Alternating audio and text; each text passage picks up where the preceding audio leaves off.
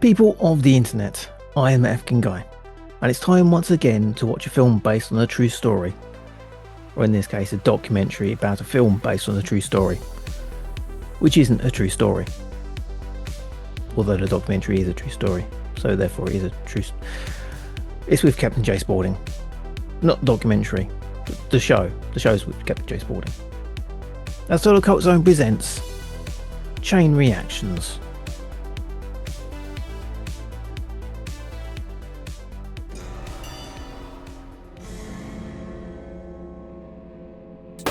My first viewing of Texas Chain Saw Massacre happened on my friend's ancient early 80s VCR. The title sounds like you're chewing on flesh, Texas Chain Saw Massacre.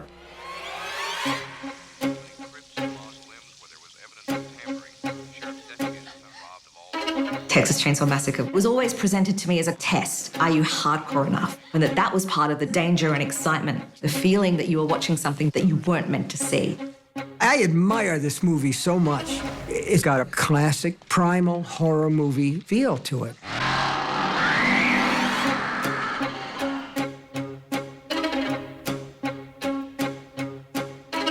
Every frame has something unnerving in it. Like even a long shot of the highway, then there's a dead armadillo. In some ways, I see a book like Blood Meridian by Cormac McCarthy and Texas Chain Saw Massacre as fraternal twins. The slaughterhouse, the bolt gun. I think of that moment in the van where the hitchhiker shows them the photographs of the meat. Very heavily reminiscent, I think, of a Francis Bacon. And there's Leatherface vibes there for me. Texas Chainsaw expands my notion of what art even is. There's one shot in Nosferatu that totally mirrors the shot in Texas when she gets up off the swing and walks into the house. She's literally walking into a slaughterhouse. She doesn't know that, but we do. 映画監督としてのなんかシンパシーっていうか近いところ、あの時に少年15歳の時に悪魔の生贄に出会わなければ、確実に自分の人生っていうのは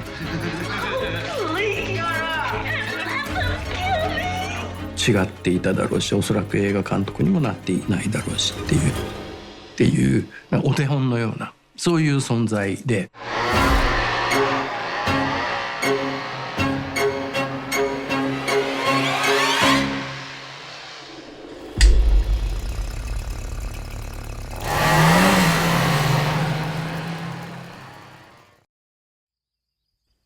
So we're about to talk about a film that delves into people's memories of film. So, what's your first memories of this film, Texas Chainsaw Massacre?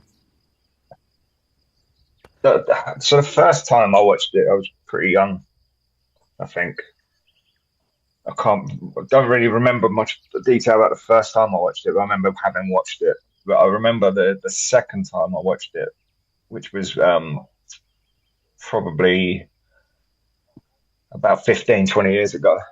And I was watching it with my wife, watching it with my wife. And we had the lights out and it was just the two of us and dark, and I shit myself because it's still got that real creeping atmospheric fear attached to it. Even like now, it really is a great horror movie. Yeah, I watched it last night for this, and I noticed halfway, like during the scene with having the dinner, my teeth are clenched, fist are balled up. It's like, yeah, I'm still feeling it. Yeah, it's a film that doesn't have the witty dialogue of film. There's no script to it, really. No, it's really janky, but that's sort of why it works. Like, I think watching it in 4K and stuff would diminish as well. I think you kind of need to see it in potato vision. That's what I noticed. This documentary has the 4K remaster, or at least a remaster of it, and it's all nice and clean and smart, and all the shots are framed properly. Yeah. Just a bit with the van where it's pulling up somewhere, and it's nicely framed. And I put my DVD copy in. I'm like, this looks like a turd. Yeah. And this is a special edition DVD they put out a couple of years back. 2003 maybe, and Yeah. it looks terrible comparative to the documentary footage you get. I know they do go on about like how different people saw it in different ways, Yeah. but I think this is probably the best quality I've seen it in. Still to this day, I've never opted for the 4K or HD remastered versions or anything other than this. And it's a terrible, grainy. It's off some sort of some I don't know what it would have been off of, or some sort of transfer from the film maybe, but it's still very blurry. I thought something wrong with the TV, so I stopped it for a second, fiddled around with the settings. No, no, this is what it looks like. Yeah. Cool. Yeah, it is. It needs to be gritty and dirty. Yeah, I think that's part of its charm. Like the really good quality. Like it looks amazing. Like the footage they show from the documentary, as you say, it looks great. It's like top quality, but that detracts somewhat from me because it's meant to be like crappy and disgusting, and like the family in particular are all grotesque, and that's intentionally so, obviously, and that's played up by the quality of the footage and the fact that it's grainy.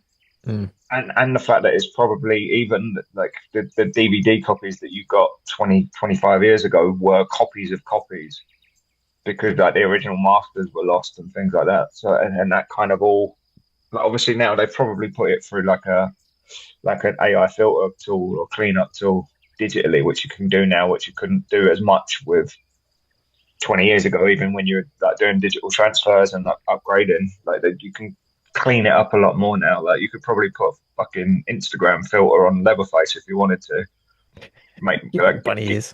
give him bunny ears and pouty lips. But like, yeah, I think that kind of grainy shittiness is what I like because it suits that world. Like it wouldn't be good if like that was a Disney film in that quality because that's not what you like. You're not there for that. Or Avengers. It looks like it's filmed on like a 1999 Nokia. Mm. Like that wouldn't be good, obviously, but it does work for that kind of horror. Yeah, that kind of horror specifically. Yeah. So this is like a special edition version. It looks terrible on this. I don't think I can be able to update it. I probably will though. Once I get a new job. That'll be my first treat. But my first memory of it is actually from another film. I don't know if you remember the film Summer School. Mark Carmen, Kirstie Alley, and a bunch of school kids get made to do summer school because they're terrible. Right, no, Bad I think grades. that one passed me by. But Summer School just sounds like one of those bad 80s titty comedies, Yeah, pretty much. like Pretty Ski much. School or something like that. Yeah, a couple of characters in it were obsessed with horror films and Texas Chainsaw Massacre in particular. And that was my image of it for years and years. It's like this really bloody body parts everywhere kind of horror film. And it really, I was expecting that one the first time I saw it, and it wasn't that. No, it's not actually very graphic. It's more suggestion.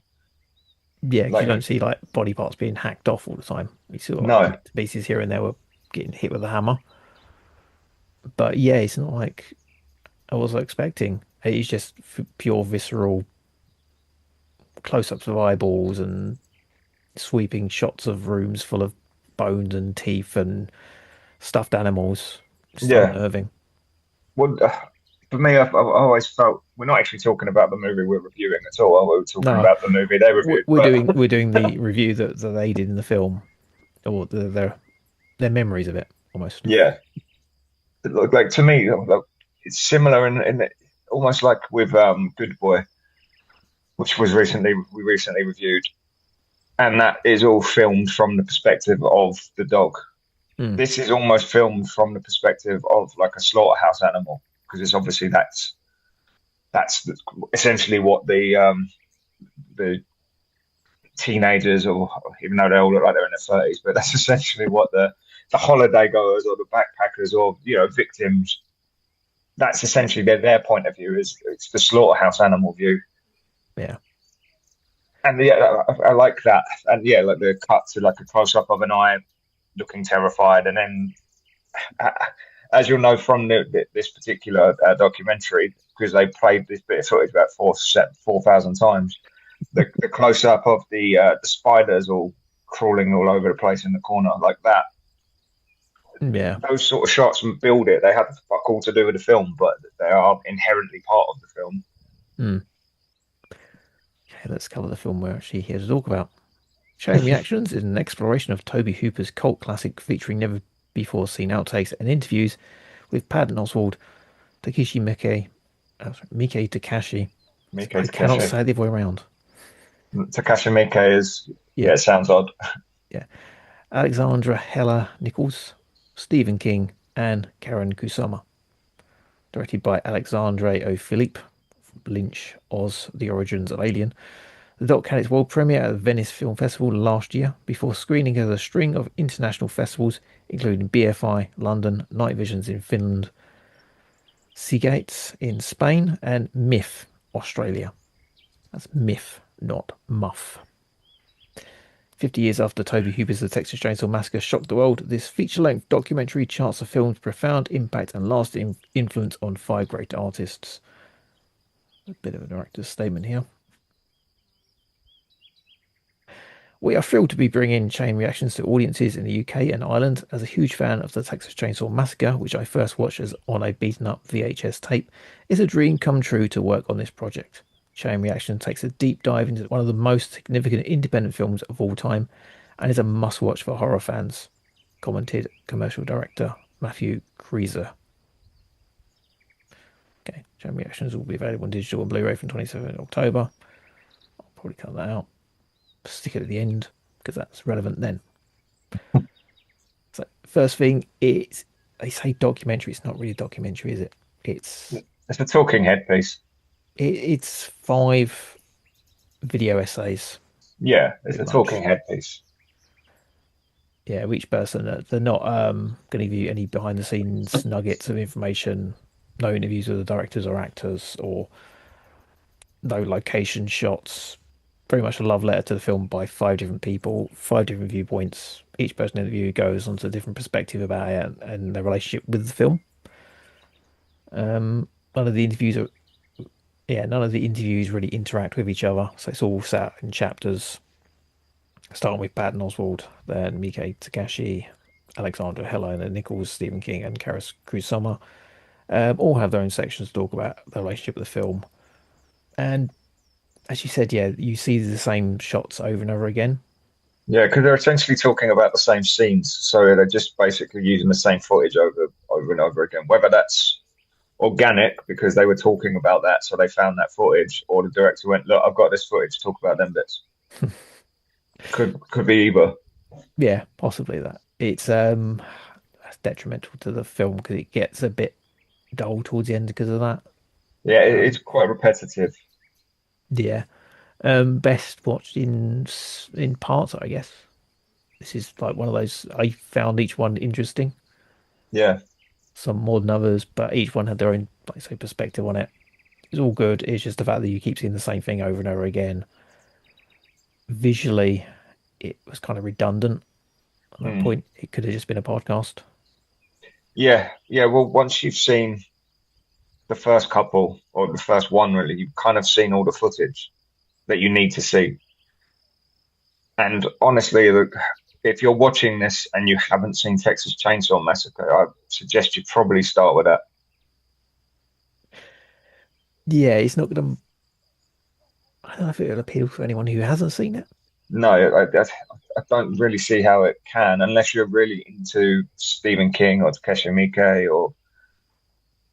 I know Patton Oswalt once did a bit about it 25 years ago, but I don't really see how there's much carryover into his work from it. Whereas with King and Takashi Miike, I can, particularly Miike, because Tobe Hooper is obviously a big influence on him generally.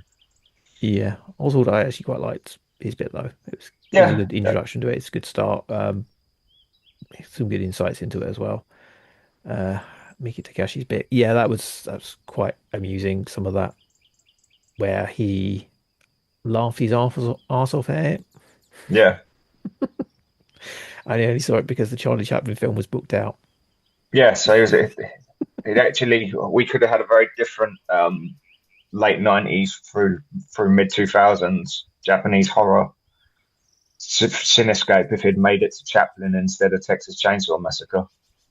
Yeah, I think his actually was the funniest. He's a complex man. Yeah, and as far as I can tell, which is quite rare amongst Japanese directors I turned out to like, he doesn't seem to be a baddie, where a lot of them unfortunately are. I've come across no bad tales of Takashi Miike. Strange seeing his films. Yeah, exactly. Content, usually. Maybe he gets it out all on film. It's like, I don't need to do it in real life. Yeah. Like for him, it's just like a creation. He's not telling on himself. Whereas other directors, such as Sion Sono, have been, on film quite extreme. Turns out he's a bit of a wrong un, allegedly in real life as well. Allegedly. Direct all complaints to Captain J Spalding on that one. Yeah, at x.com. At x.com, where you'll never see it. I'll never open it. Buried in with the rest of the hate. Yeah, exactly. Yeah, I did like Alexandra Heller-Nicholas one as well. She's a film critic, and she said about how it was delayed in Australia, and the version they got was a really bad transfer from a film to VHS, and then off that VHS to another VHS to film. Yeah. So it was like blown out, terrible quality, and they showed the footage of that alongside the 4K remastering, and it looks like a completely different film. Yeah, it does. But wasn't that the case in Britain as well? Wasn't it banned here at one point? I don't think as part of like the Mary Whitehouse kind of. I think it got on the secondary list. I don't think it got banned outright. It was never on the video nasties, I don't think. Right, okay. I think it was just the name, and then they looked into it. No, it doesn't actually qualify. I think it was more the name of it that got it banned. Right, yeah, okay. Just because it had Massacre and Chainsaw in it. Anything that had those names, and then when that was cleared, everything was like become the such and such weapon, massacre, slaughter, cannibal, Holocaust, etc. Yeah, pretty much everything got its name changed to fit in with that. But yeah, I don't think it was actually officially a video nasty. Okay. I think because the content of it is like, well, it's not actually that extreme. No, it isn't. But I always felt it was mentioned in those kind of conversations, like during the 90s and 2000s. It was always like they would mention Cannibal Holocaust and Texas Chainsaw Massacre and big scary film. Yeah, the movie. It was delayed though, and we probably had like a shittier version. Probably the copy I got. Well, plus, I don't know, like when I was renting out videos, because this is pre-Blockbuster, it would have been from the news agents as well. So they would probably run off on the VCR in the back to get a few extra copies. Yeah, $5 under the desk. Get a copy of it. They photocopy the cover. Yeah, exactly. Fair few of them. But photocopies are quite expensive, so it's just hand drawn. Yeah, Stephen King had the same thing where he said like his version looked like this, and they did sort of said about how it was like 8mm or 16mm blown up, and it had this grainy quality to it, as added to the texture and the dirtiness and the dustiness of it all. So yeah, it's like having a film, as I've said in previous shows about how horror films these days are too clean. I think that experience is lost to the world now. We'll get like dodgy copies filmed in cinemas, but it'd be like the worst thing you'll get some guy standing up in front of you, or the camera being at a slight angle. Yeah. But yeah, it's a decent film in terms of documentary, but it just parts. I'll say it could have been a podcast at some point, or it could have been a YouTube essay series, could have been expanded on. Yeah, it's not bad. Like it's interesting, and if you're a fan of any of those people, so if you like Patton Oswalt or Stephen King or Takashi Miike or Kusama, like it's interesting if you care what they think. Yeah, I mean the last one was kind of a po-faced breakdown of it, really, with a subtext, and should be great for filmmakers and psychologists, maybe. Where you've got Kind of go, oh, this represents this represents that, and doorways represent looking into something. But I found that all a bit pretentious, if I'm honest. Yeah, and as it's the last one on there, you've seen the footage so many times. I got that's another problem. I think if she'd have actually started it, that would kind of make more sense, because you're breaking down that. By the time you're on the fifth person talking about the exact same things, I think I was a bit annoyed, and I was a bit pissed, if I'm honest. So, like, by the time we got to the psychology of a doorway, I was kind of checked out, and I found it all a bit pretentious and annoying, which is not her fault. It's entirely mine. But it's the booking. That Oswald first, good start to it. Her on second. Yeah, exactly. If it's a wrestling show, you're not putting like John Cena, Cody Rhodes, and Roman Reigns in match after match, and then bringing out, like, I don't know, Tozawa versus fucking Jey Uso or someone. I don't know. I was gonna say Doink versus Crush, but Yeah, no one's gonna know who they are though, except you and me, and probably fucking. I've seen my demographics, mate. Yeah, don't know them. Oh yeah, no, everyone's old. I forgot. Yeah. I couldn't remember the little fella that used to be on WWE, the little wee man. I mean, that's the thing. You put the stars right at the beginning, so you put the people everyone knows right at the start, and then and you make me watch the same thing 5 times. Yeah, you have like an entertaining guy there. I think Stephen King would have been good to top it off, because I think he brought a lot of his closer. Yeah, he brought his personality into it, like his relationship with the film and watching it with his son, and how he related it to something like the Blair Witch Project stuff like that. Where they'll have like comparisons. This film is like this. Like Patton Oswalt said, it's a bit like Gone with the Wind at one point, and then Takashi Miike was like, it compared it to other films that have broken him in certain ways, and the only one that's done it the same is Studio Ghibli's Grave of the Fireflies. Like reacted that way. It's like that kind of emotional response to it. So everyone has like the comparisons, but Stephen King's stories were like, he's a good storyteller, obviously. Yeah, exactly. So he'd be a good for finish it off. Maybe spread out the clips of films. Yeah, alternates the footage a bit more. Yeah. Like you do have a whole movie to pick from. Yeah. There's bits they didn't even touch on in the footage as well. So yeah, you could have done a lot more of it. The fact no one really mentioned the switcheroo ending, I found quite surprising. But as obviously, I mean, this is good if you're interested in what they want or what those people have to say. I would recommend watching Texas Chain Saw Massacre, because that's the whole point, and it's a great film. And if you want to watch what someone makes of Texas Chain Saw Massacre, watch House of a Thousand Corpses, because that's basically the same film. And it's great. I love House of a Thousand Corpses, but it is essentially Rob Zombie's kind of love letter to Tobe Hooper. Yeah, could you have Rob Zombie in this? That'd be quite fun. That's what I would have thought they would have. Maybe because, as I said, House of a Thousand Corpses is Texas Chain Saw Massacre. To the point he even got was it Bill Moseley from Texas Chain Saw Massacre 2 to be in as Otis. So it would have made sense to get Rob Zombie in retrospect, wouldn't it? But there we go. Yeah. Oh, yeah, some fun bits in it. I did like reminiscing about old school horror memories. Yeah, 100%. It's not a documentary though. It's like I say, it's a video essay. Could have worked better as a YouTube short series podcast. And there's bits like it says it's got outtakes and alternative scenes from the film that haven't been seen before. Yeah, I'm pretty sure they're on this special edition disc somewhere. But it's just in the background. It's not like highlighted in any way. No. This would be good as a extra on a physical release. Yeah, like a deluxe, and then you get this built as part of it. But it's good. It's interesting. If you like Texas Chain Saw Massacre, that's sort of a prerequisite.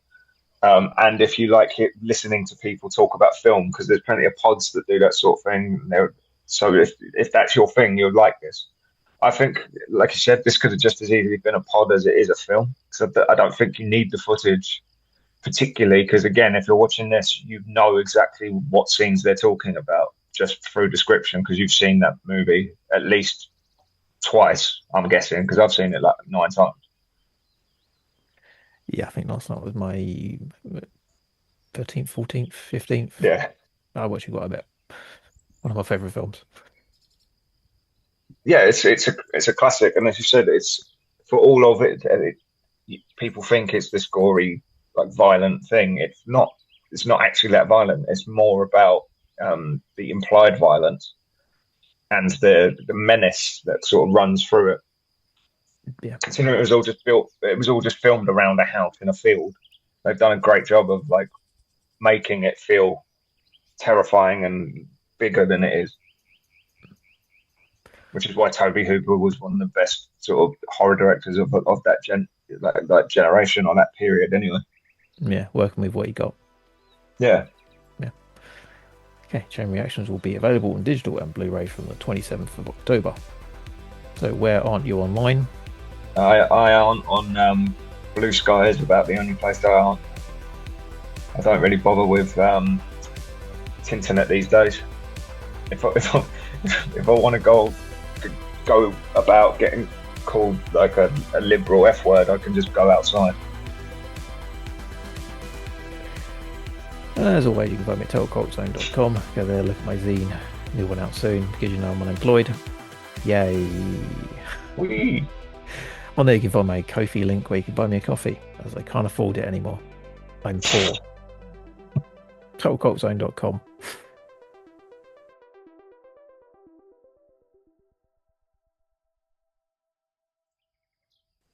Okay, we can't really do a spoiler zone because it's a documentary.